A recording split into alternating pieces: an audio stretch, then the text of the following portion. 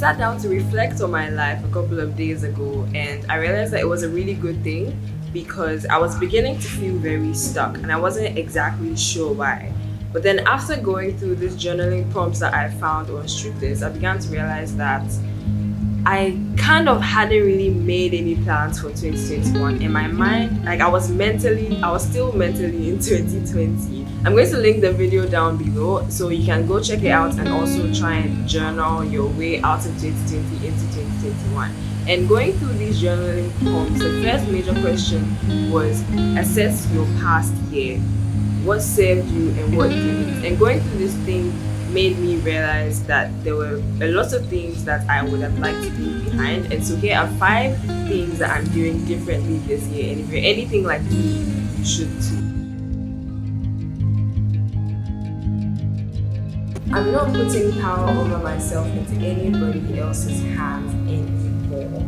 Now I'm saying this because especially last year, I think that I was overly focused on trying to please other people and trying to help other people, such that anything that they said had more precedence than anything that I said. Does that make sense? So, for example, I found it very hard to say no to people. Or let's hang out, or let's do this, and or help me out with this thing. I couldn't say no because I felt like, oh, these people really need my help, so let me help them. And you find that I would put aside things that I had to do for myself. I would put aside me even taking care of myself just to go and help them. And basically, people's hands over my life were they basically had more power over myself than I did, over my decisions and over anything that I had to do. Another problem also was that I used to allow other people's actions dictate my emotions and also dictate anything else in my life, because as I said earlier, lots of things that I was doing were based on the way I was feeling. And so you'd find that maybe somebody would say something about me and then that would be my truth for the entire day, the entire week, the entire month, and it was really affecting me. But I kind of have to keep reminding myself that they don't have as much power over me or as much influence over me as I do over me. And so if somebody says something about me, it doesn't have to be the truth. If they make a certain decision for me, I still have the power to say that, okay, this decision that you have made, well, you like this for yourself, but it doesn't have to be anything that I have to do. So it's something that I'm particularly excited about because all my life I've really just been a 0% or 100% person, nothing in between. And it's just nowadays that I've really been teaching myself to give myself more grace. And I talked about this a lot in my previous video, so you can check that out. It's all about creativity and perfectionism. And previously, it used to really get in the way of my work and my productivity and everything that I had to do. But then this year, I'm really teaching myself that it's really not all the time that I have to make sure that everything is 100% perfect, because when I start to have that kind of mindset, it actually makes me not do anything at all. And this year, I've just been focusing on trying to do my things at least maybe 70% perfect. Once I have that type of mindset, given the fact that I still want to do my work excellently anyway, my 70% work will end up being very good. It's better going in with that kind of mindset than always thinking that, okay, I have to do it 100% or nothing.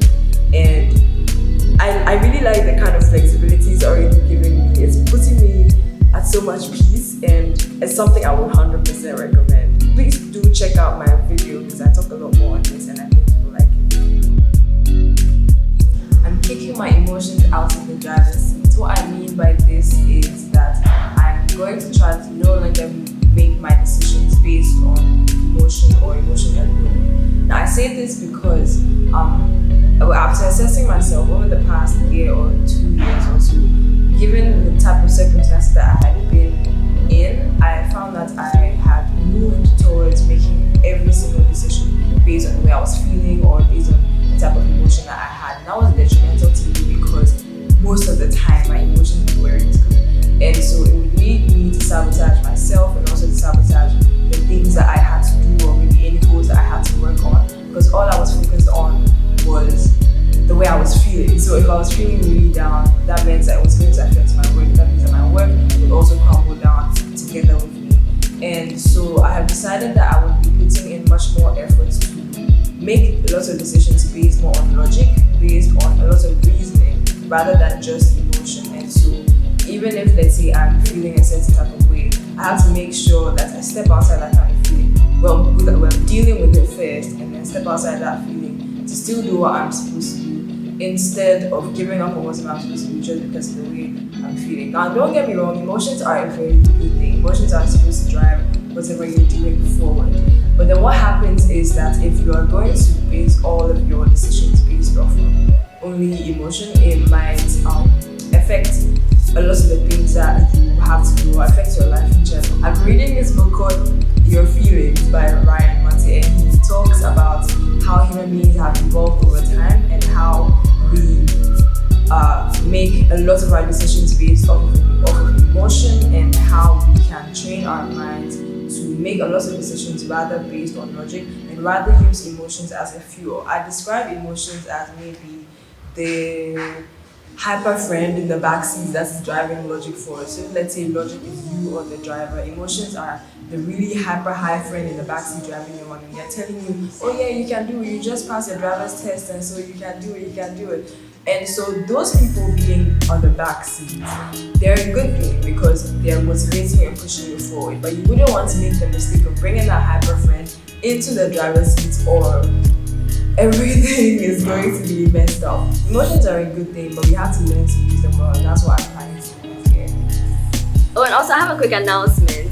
My Instagram account got hacked a couple of days ago, and whoever is in my account is using my identity to extort money from people, and they're also trying to phish other people's account details by sending a certain phishing link. And so please ignore any weird messages or DMs from my old accounts. I've created a new account. I'm going to put the link down below. I'm also going to put a link to my old accounts below. So please follow the link and report that account, so Instagram is going to take it down. And I'm so sorry if it has already caused inconveniences for people. Alright, let's move on. This one is a huge one. I'm an empath. You've probably heard lots of people talk about being an empath and how their environment influences their emotions and things like that. I'm one of those people, and I recently discovered that I'm one of those people. I think that this is one of the things I discovered about myself when I had to stay home for a really long time because of the pandemic. So I realized that my energy is really influenced by the energy around me. And this is interesting also because I'm an extrovert at the same time. And so that means that I really thrive in high energy situations, and I really get my energy from being outside and being with people and things. But also me being an empath means that I'm feeling everybody's emotion. I'm tapping into whichever type of emotion that there is around me. And it was beginning to drain me because there were times where I really needed to be alone, but I couldn't because we were at home for a really long time. And so I'd find that I would be feeling my own low emotions, and then I'd be tapping into people around, like my friends' emotions. I'd be tapping my family's emotions, and it was so burdensome for me because I haven't exactly been the best person at managing my emotions, and it was really affecting me. But now, I started the year deciding that I would come to school. I'm at Ashesi, and we're only a few on campus. You had to apply to come if you wanted to. And I'm already really loving it because I have my personal space. I can be around people when I feel like I need to, when I feel like I need to get other people's positive aura around me. But a lot of the time, if I really need to just be alone with myself, I can. I'm sitting here alone. It feels so abandoned. The place feels so empty because there are very few people. I can be alone with my thoughts. I can just walk in nature. There's lots of greenery around here. It's very quiet. We're on top of the mountain. The weather is good. And it's perfect for me because it's not an overly stimulating environment. And so I don't exactly risk being low all the time because of some low emotion that somebody else is feeling. It's really teaching me a lot about placing myself in situations that only give me energy. And it's really teaching me to take care of myself, and I'm enjoying Yeah, here's something that a lot of us can relate to. This year, I've decided to take my schoolwork and my computer science career extra seriously. I'm studying computer science in school, and I'm starting to feel like I haven't put in as much effort as I could be doing. And so that's what I'm going to be focusing on this year. I'm discovering quite a bit about myself, and now I have quite a bit of a direction when it comes to like my academics and then what comes after. I'm discovering that I really like math, and so that's something that I want to explore. I got rejected for a certain internship opportunity just recently, and I think it woke me up because there's a lot of things that I expect myself to know that I don't know so well, and so that's what I'm going to be doing. And I just really hope that goes well. I have a very positive expectation for it, and that's something that I think everybody should be doing. I know that especially as the pandemic hits, school stuff has become really messed up, but then I think that so far as you're in it and you can't leave it now, you might as well put in your best, and you wouldn't even know where it's going to be. This is a bonus tip, something I've been thinking about. I think that especially this year, I want to work on the kind of self-talk that I give to myself. A lot of the things that we keep telling ourselves, a lot of the things that we keep thinking about ourselves eventually become our reality. And we start to identify with these things. And before we even notice, the things that we tell ourselves eventually become the identity that we assume. I read this thing somewhere which said that human beings will always do whatever they can, whatever it takes to uphold a certain type of identity that they think they have. And it's true because you tell yourself that, oh, I'm a procrastinator. And so every single time you will make sure, even if it's unconscious, you will make sure that you are living up to that type of identity because that's what you've given yourself.